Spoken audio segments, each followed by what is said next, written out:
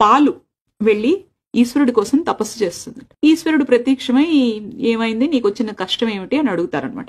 అడిగితే పాలు చెప్తుందట, ఆవు నుంచి వచ్చినప్పుడు ఎంత పరిశుద్ధంగా ఎంత ప్యూర్ గా ఉన్నానో, ఈ మనిషి చూడు నాలో పులుపు వేసి నా మనసు విరిచేస్తున్నాడు. నేను చెప్పేది విను, నువ్వు పాలుగా ఉంటే ఒక్కరోజు ఉంటావు, అదే కొద్దిగా పెరుగు వేసి తోడు వేస్తే 2 రోజులు ఉంటావు, చిలికి కవ్వంతో మజ్జిగ చేస్తే పుల్ల పుల్లగా ఇంకో 2 రోజులు ఉంటావు, మజ్జిగలోంచి వెన్నను తీస్తే ఓ వారం రోజులు ఉంటావు, అదే ఆ వెన్న కాచి నెయ్యి చేస్తే ఎన్ని నెలల తరబడి ఉంటావు, ఆ నేతితో దీపం పెడితే నా ముందరే వెలుగుతావు కదా. జీవితంలో కూడా ఎన్నో మార్పులు వస్తూ ఉంటాయి. ఆ పాలల్లాంటి మన మనస్సులో ఆధ్యాత్మిక సాధన అనే పెరుగుతో తోడుపెట్టుకుని, నామస్మరణ అనే కవ్వంతో చిలికి మజ్జిగ కింద చేసుకుని, దైవ చింతన అనే వేడితో కాస్తే జ్ఞానం అనే నెయ్యితో దీపంగా మారి ఈశ్వరుడికి అర్పణ అవ్వగలం.